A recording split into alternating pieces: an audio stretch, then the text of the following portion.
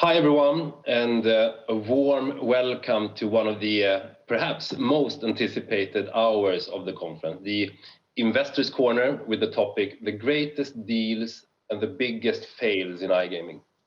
My name is Lahcene Merzoug, and I've been in iGaming since 2013. I've always been on the operator side, and most recently I worked as the CEO of Come On Group. But this panel is all about different acquisitions and mergers, and our hope is that you fall asleep today knowing just a little bit more than you knew before on how to make a successful investment and what traps to look out for. For my own part, I've done both good ones and bad ones, but every single time I've learned so much. I have, for example, taken part on the seller side when Mr. Green bought Evoke Gaming, and of course, when the consortium EE Intercenter with Bridgepoint in the lead, who are an asset fund management group, acquired Cherry AB, where Come On Group then stood for the majorities of the revenues. And they actually delisted Cherry AB after that from Stockholm Nasdaq. And throughout my career, even before joining iGaming, I have personally invested in a lot of startups at different stages, and of course on the open market. And my latest investment is actually in iGaming Next, an investment that I am particularly excited about. But today I will listen and learn because I have the absolute honor of moderating this expert panel. These gentlemen that I have with me on the call have come together to discuss the different deals in our industry, and above all, what they have learned from them, both what to do and of course, what not to do. And the panelists comes with two different viewpoints on today's topic, which will make the panel even more interesting, I think. Andrew from the advisor private equity side, where he has been involved in some huge deals. And Georg comes from the CEO, manager, and perhaps angel investment side. Many of you might already recognize our panelists, but nevertheless, I will let them introduce themselves. Let's start with you, Georg. Yeah, so Georg Westin, really nice to be here and talk to you about this interesting topic. So I grew up being quite a nerdy guy, quite a tech guy. I got my first computer when I was 12, and I was so intrigued by the internet when that came along. When I started studying at university, I studied programming. I didn't want to take a lot of loans to do my studies, so I started understanding SEO, how to fool Google in reality. And that's when I sort of ran into gambling. And I understood if I send traffic to these sites, I get strange checks that I need to go to the bank and they're going to look at me strangely. But eventually I'll get my US dollars from it. So that was sort of my first interaction with gambling and understanding how fantastic of an opportunity this is to make online meet the power of online gambling. And after that, I started working for a company called Boss Media, where I learned to build the platforms for the likes of William Hill, and I built the poker product for Svenska Spel, etc. But I've always had this entrepreneurial spirit, so I started a site called Happy Bingo. I knew nothing about marketing. I even went up to Stockholm and just knocked on the door and said, hey, I want to do TV advertising because that must be the shit. So I took my small money that I made from my SEO affiliating and put it into the Happy Bingo project and put some strange TV advertising on it. But it worked, and I've also brought up my SEO skills to make that work. But I also understood that I'm so far very much a tech guy. I know not much about building companies and how to do marketing, etc. So I decided to sell the Happy Bingo part. So that was my first M&A sort of experience. And I moved down to Malta and eventually became CTO of Betsson, which was is a great company. I learned a great deal there on how to run gambling companies. Then I moved back to Sweden. I became CTO of BetSafe, which was an up-and-coming company. That was bought by Betsson after 1.5 years. So that was my second experience of being sort of on the seller side to another company. And then me and 5 other guys decided to start Casumo, which most of you know is a successful gaming operator. So I stayed there for 1.5 years, and then I became the founder of Hero Gaming, where I still work and I still put all my energy into. I'm also a co-founder of a company called Kasumba that was sold to RakeTech about 12 months ago, a small affiliate company for the Japanese market. So that's also some experience from the M&A part of things. And I also have my own company called Maxify that invests in a lot of startup companies. For example, Maxify was an investor in Push Gaming and also other game studios. So really excited to be here. And as Lahcene was getting at, I come from the seller side mostly to give my aspect of this interesting topic. So great to be here. Thank you very much, Georg. And I can hear there's a lot of interesting stories and learnings behind that CV. Very well, welcome. Andrew, how about you?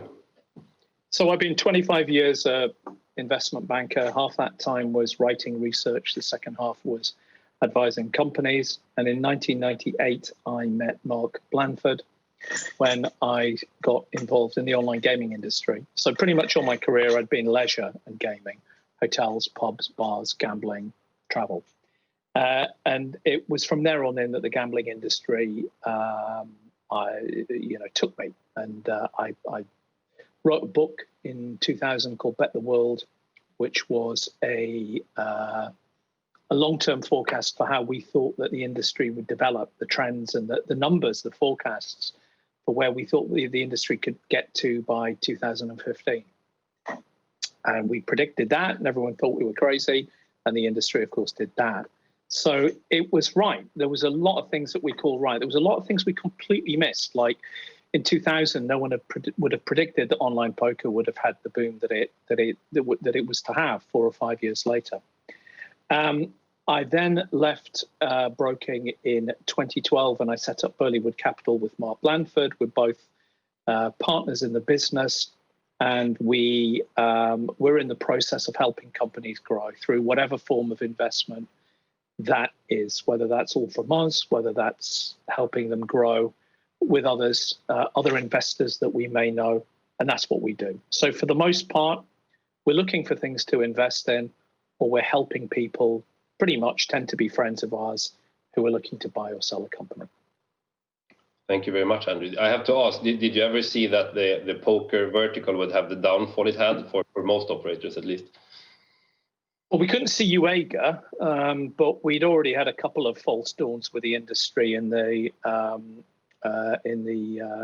miscoding and visa issues in 2001. But back in 2000, people on the call with long memories might have remembered a company called Highland Poker. I think were the first people ever into it.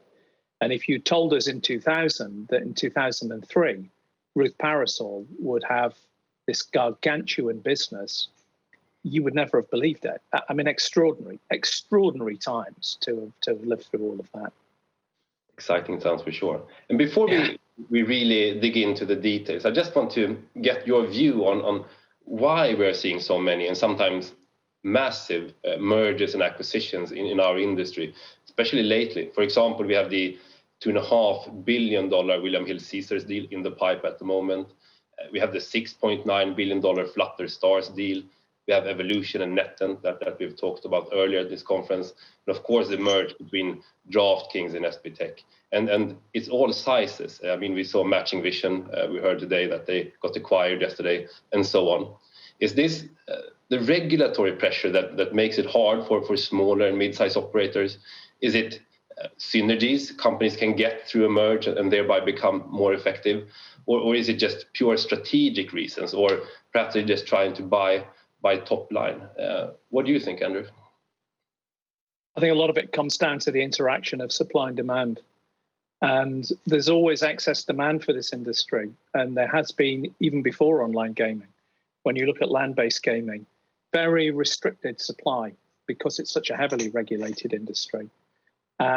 So that tends to buoy up demand or pushes up the price when there is demand for it. With online, it's all about scalability. And, sex and gambling are always at the front end of early adopters of technology. So when a new technology comes in, historically, it's always been sex and gambling have been at the forefront of it. And gambling has been something you've always been able to play into. So it's always had a roguish type appeal to investors and investment bankers. It's highly regulated, so if you get your investment right and there's a change in regulation, you can benefit hugely. Prices tend to move very sharply, and the best example we've seen of that, which I'm sure George may talk about, has been when you had the enactment of, or the repeal of PASPA. All of a sudden, that potentially led to this increase in supply, and valuations changed overnight. Now you've got this huge growth in SPACs in the US is the new route to market. 2 years ago, it would have been ICOs. Yeah, for sure. What do you think, Georg? Yeah, I think you're totally right, Andrew. I was thinking a bit more about the sort of the mid-tier M&A situation. I think there is a pressure from the regulation. There is also a pressure from added competition in certain markets. So it's getting a bit tougher, and that is hurting the margins. So there's an obvious sort of pressure maybe from the listed companies to increase their margins. And there is also another sort of mechanic that you get valued more on the EBIT multiple value on the stock exchange than if you get to buy non-listed companies. So I think that has been a big driver throughout the years, especially Catena Media, for example. An example, I don't know the exact numbers, but imagine you could buy a company for 5 times their EBIT and you get valued 10 times on the stock exchange. That's a pretty natural scenario to continue around that. And the reality is never that simple, but I think it's a strong driver in our industry to do that. And also with the added regulation for Hero Gaming, for example, being a mid-tier operator, it gets quite complex to figure out how to navigate in this world, the company structure, the internal agreement, and the legal staff that you have to have on board.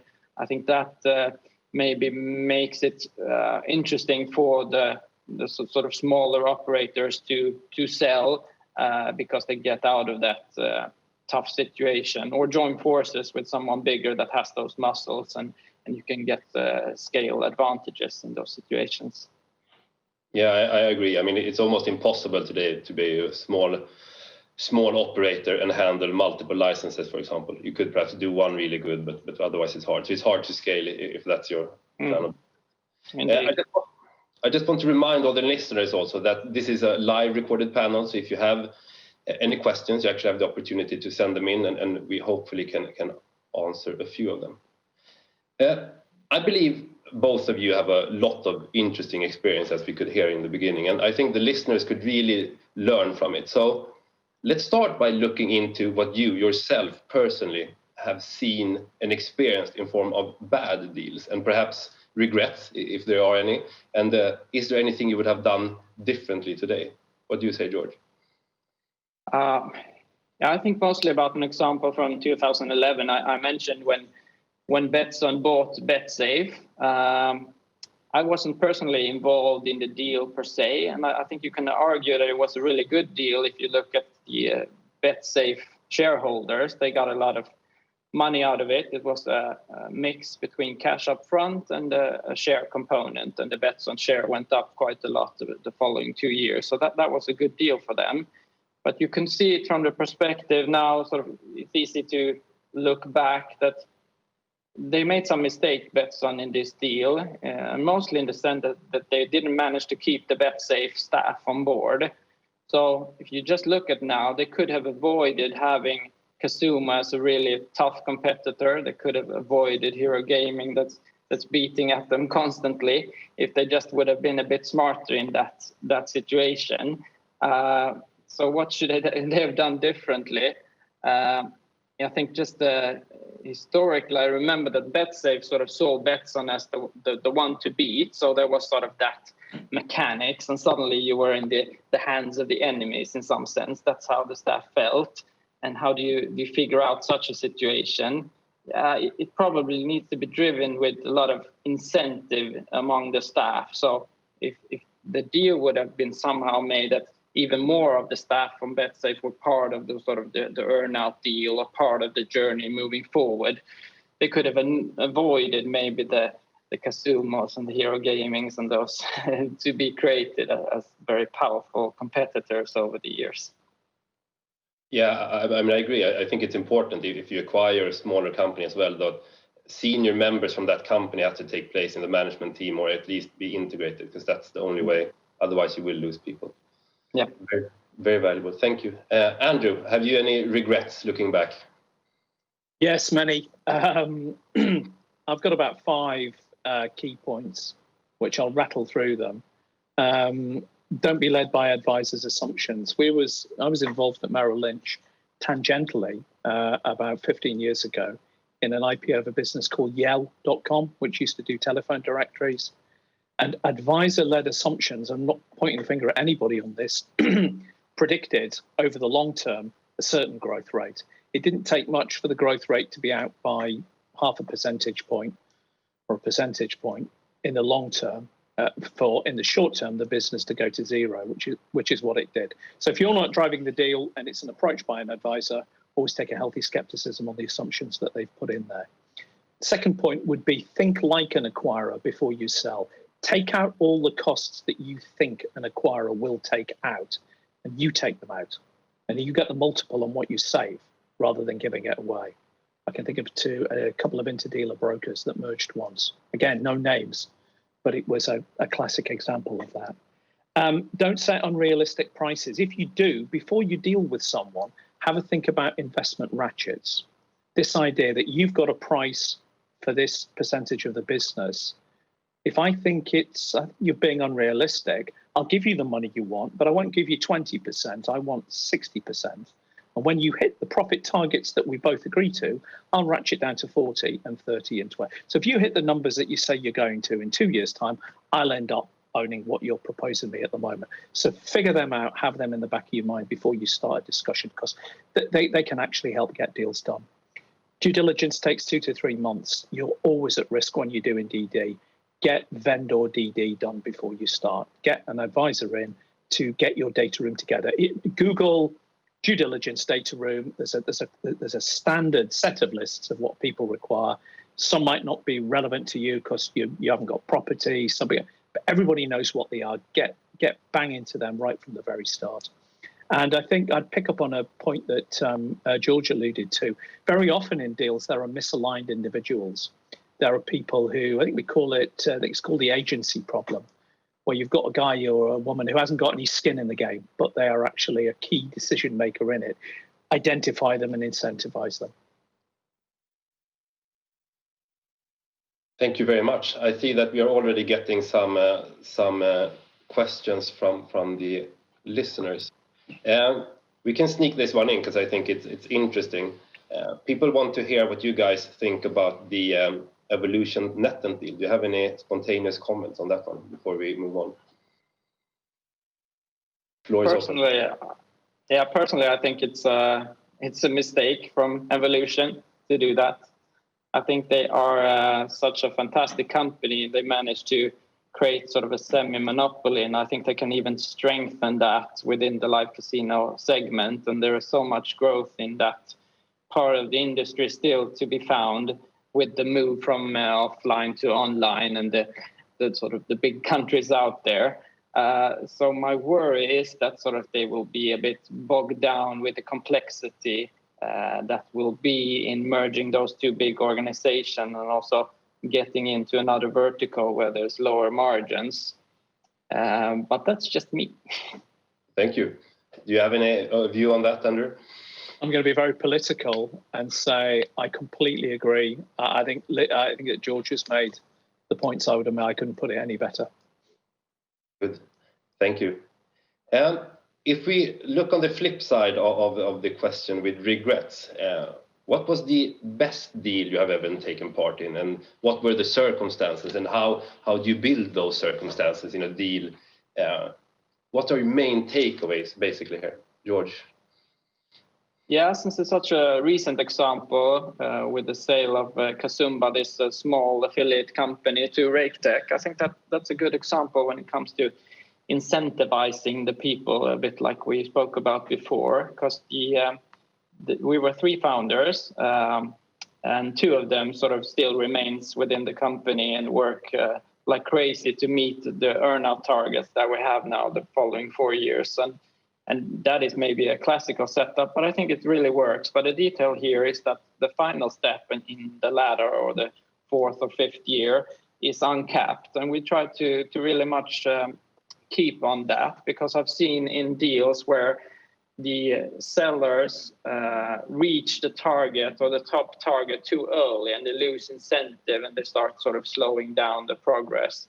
In this scenario, there is no ever stopping, and the incentive just going to keep on running throughout the end of the deal. So I think that's a good way of doing it. Indeed. Thank you. Andrew? Well, I've had the privilege of working with a lot of, very, very, very high net worth people over the years. And people often say, is there a secret to their success? Is there one common thing? And I think there is. I think if there's one, it's the smartest people I've ever worked with, the smartest entrepreneurs, have one thing in common. And when they build a business, they build with an exit in mind. They don't just start off with an idea and see where it gets to.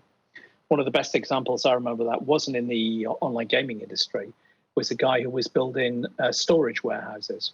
And he looked at 2 or 3 of his competitors and he said, right, they're not there, but they build them looking like this and they want that. So what I'm going to do is I'm going to build 4 or 5. He got to about 30. He built them exactly like they wanted them. And guess what?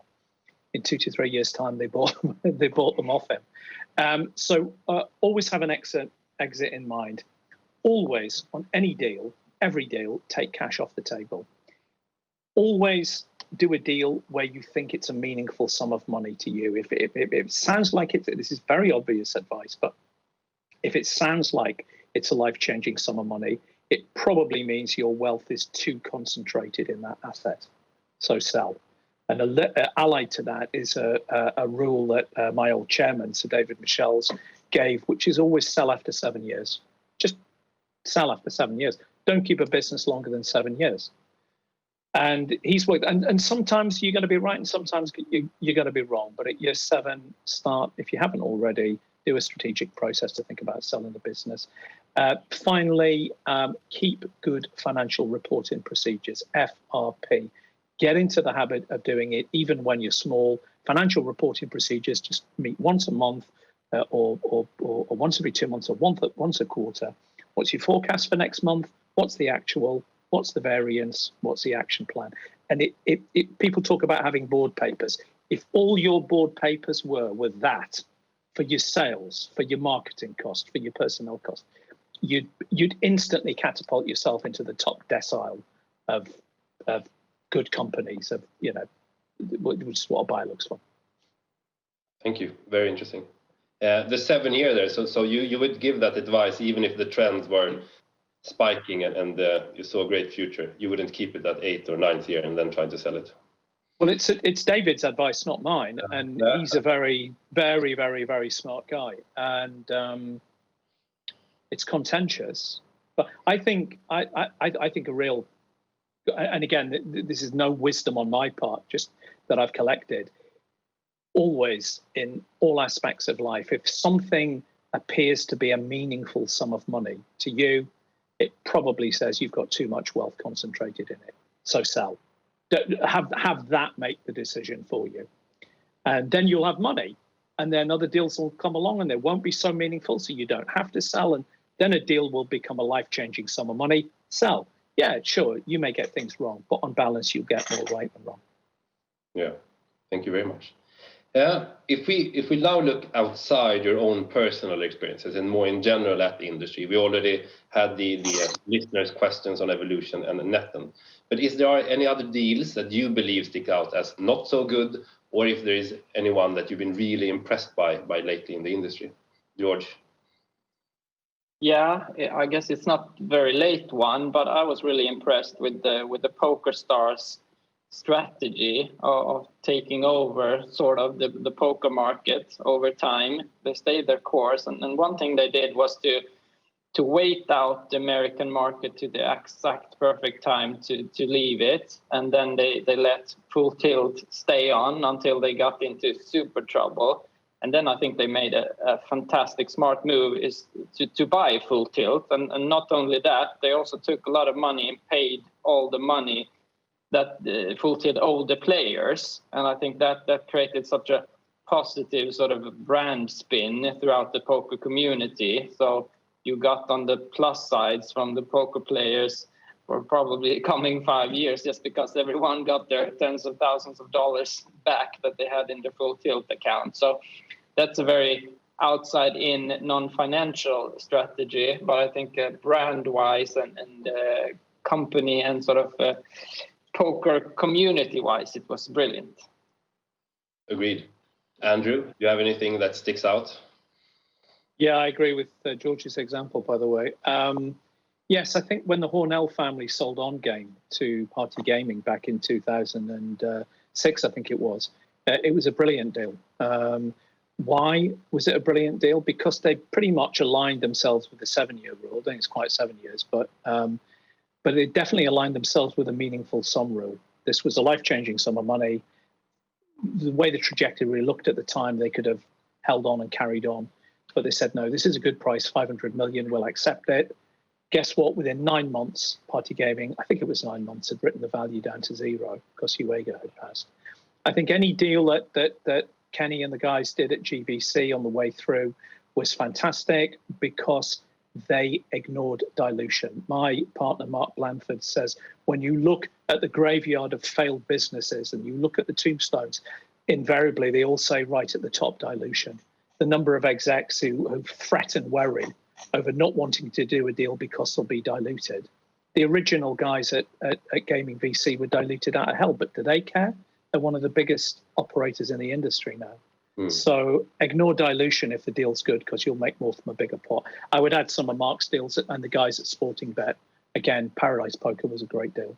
They diluted themselves to hell, but they don't care because they got a big part of the big pot.